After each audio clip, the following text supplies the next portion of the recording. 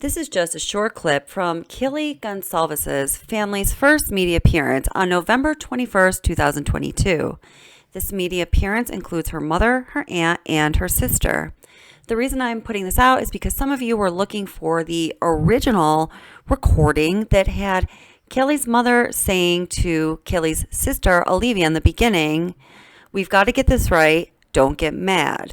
Apparently, this was quickly cut off of the footage that was available through the media, but I do have the original recording that came out right after this was recorded. So for those of you who wanted to see it, here it is. So we can notice here that Kaylee's sister is noticeably annoyed, and hey man, who can blame her? She just lost her sister about a week ago, but there are some interesting things to observe in this small little snippet from this interview. So for all of you, please hit like and subscribe and that bell for future notifications.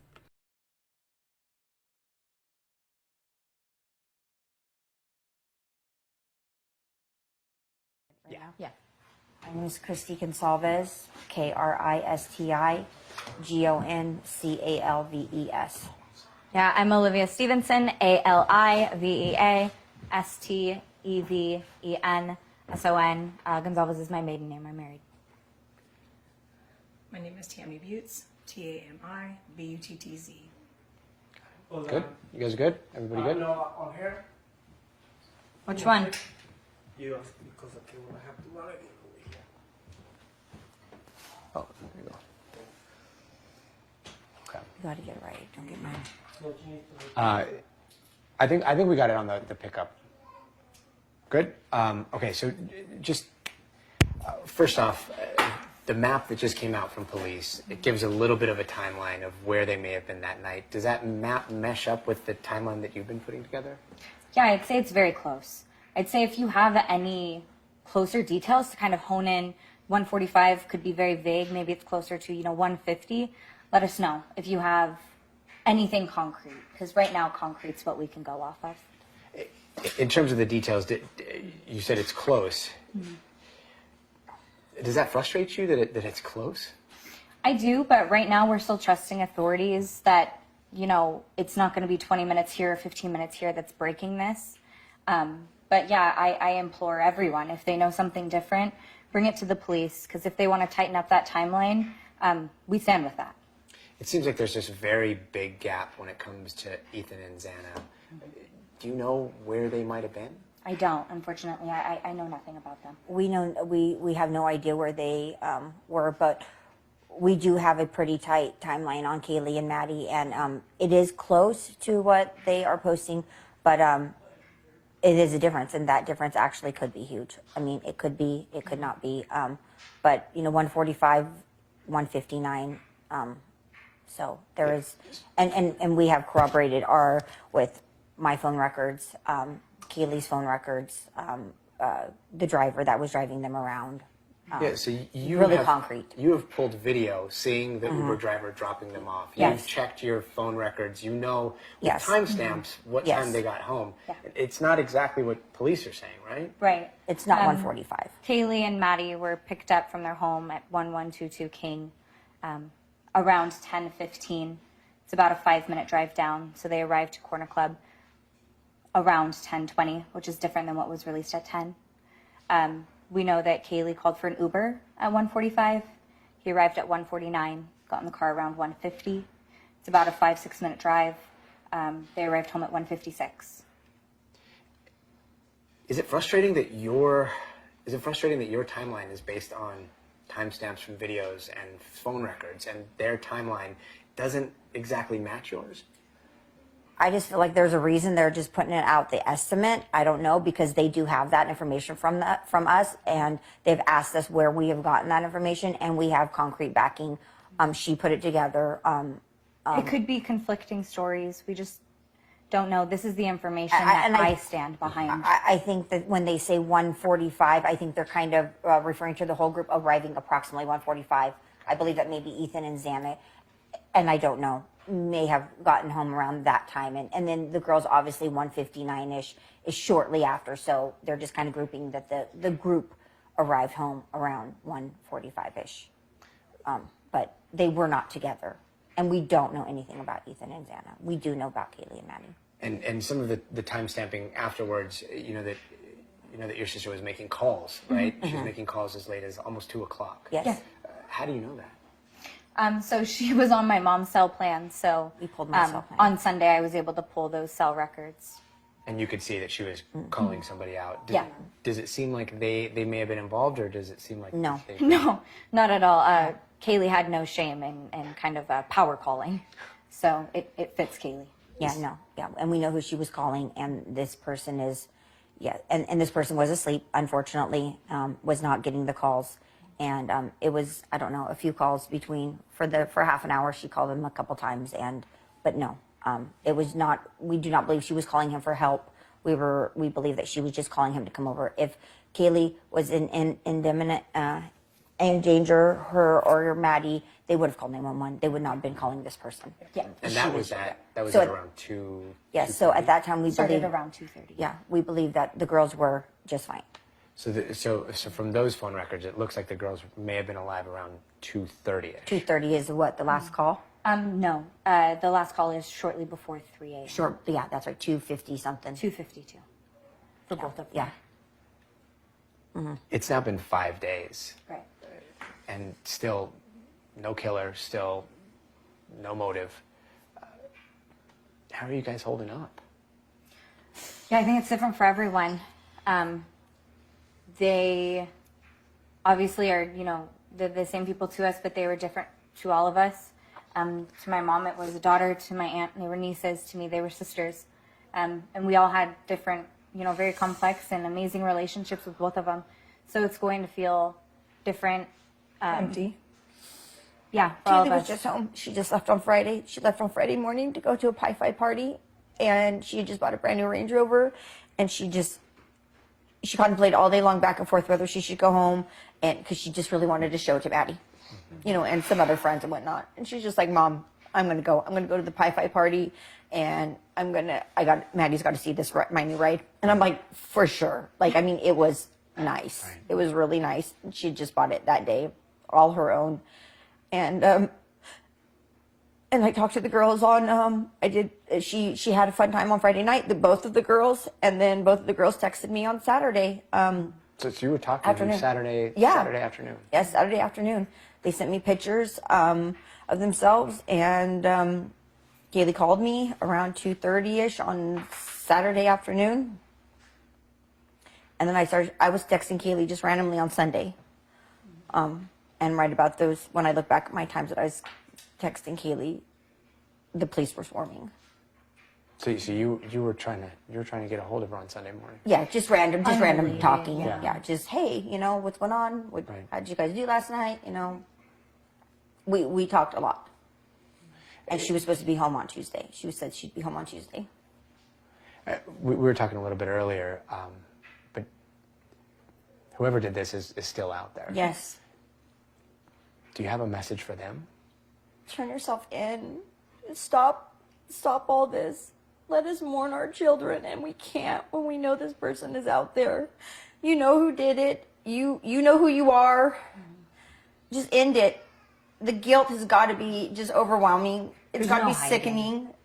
Stop hiding. Stop running. Just turn yourself in. Just turn yourself in so we could move on. We could bury our girls. We could have a celebration of life for them. And continue to mourn and try the best to start the healing process. But we can't with this person just running around out there. This person's dangerous. And we fear that this person will do this again. Now that he's done it once, he can definitely do it again. We have no idea why. None. There's no reason why anyone should have been targeted for any reason. These were young, beautiful children that were starting their lives, and they were successful, and they were go-getters, and they were strong. There's absolutely no reason for jealousy or anything for someone to take for children's lives like this. Turn yourself in.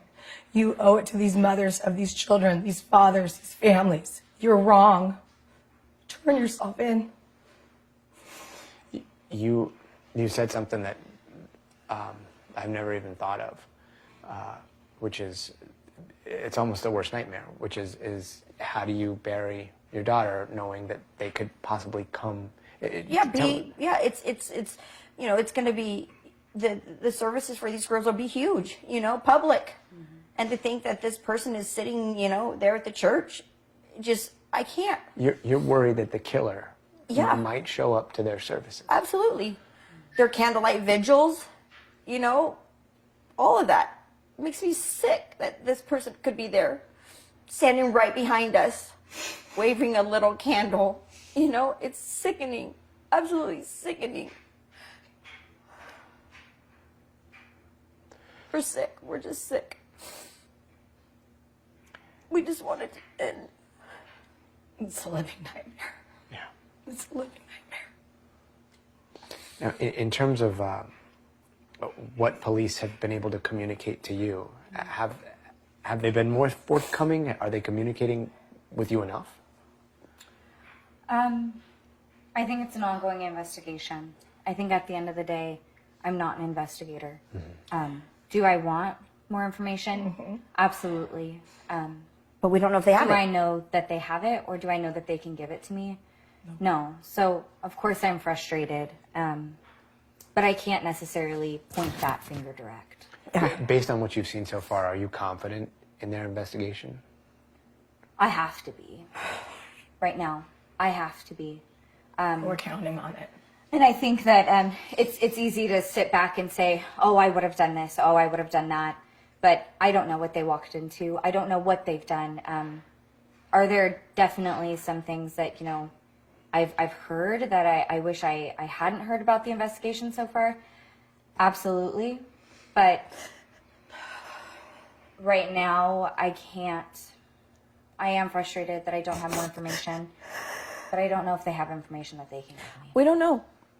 We don't know. My husband is in contact with them every day, the FBI, Moscow, Idaho State Police, and every day he just says, nothing, babe.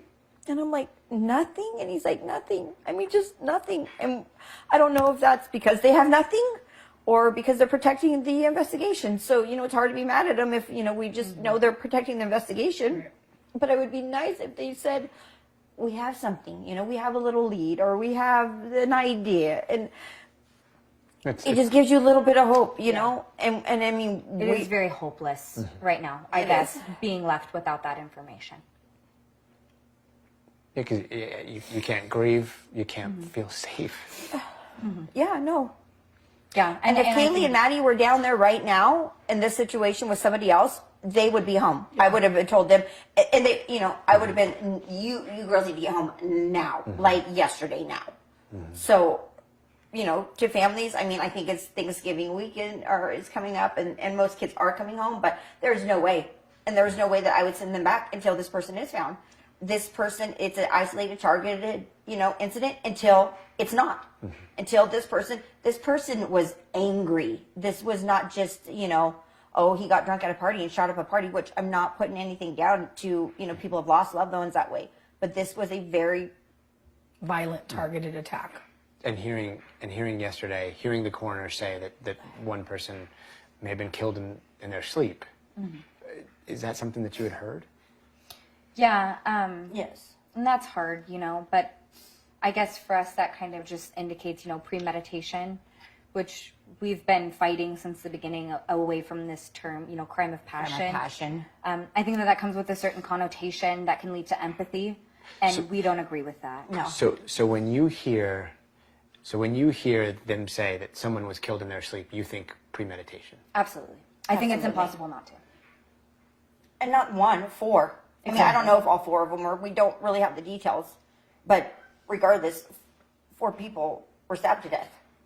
And premeditation, I mean, like you said, it's You very went into different than somebody's We house. went into With a someone's knife. house with a I'm not knife. saying, you know, weeks lead up. I'm not saying months Right. lead up. You know, it literally could have been 20 minutes. I don't know. But to, Somebody went in there. you know, this wasn't a fight that, you know, the girls had said something and offhand this occurred. They must have, you know, walked in on vulnerable sleeping A coward. kids. Coward. And so for what it's worth, I want to run as far from the term of crime of passion as possible, because I think it's weak and I think it allows him to hide. And I think it gives him an out that he doesn't deserve.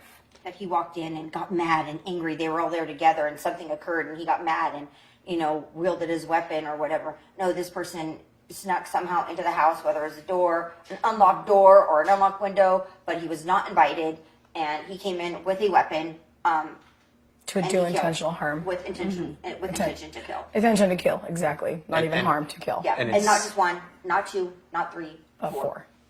One after another, after another, after another. And again, that little detail about it shows like there's vulnerability, right? There is the idea that there may have been defensive wounds, but at least one person didn't see it coming. Right. As far as we know. We don't know. As far as we know. Yeah. According to what the coroner has said. Right. In terms of somebody getting into the house, they keep saying no sign of forced entry. Right. Do you think that this was somebody that was known to them? I think that that's kind of an impossible question. I think it's a very popular house. As a mother, I feel like they know him. I do. I've always felt that way. Nobody has told me that anyway. Just I out of just gut. feel it. Yeah. I mean, this is a college town. It's a small town. I feel the girls knew this person. But we don't know that. Yeah. Well, we don't. Yeah, we absolutely don't know We that. don't know that. I just feel it in my heart that they knew the person, and I've always felt that way. I don't know why. But I've always said they knew him. They knew him. They know him. Yeah.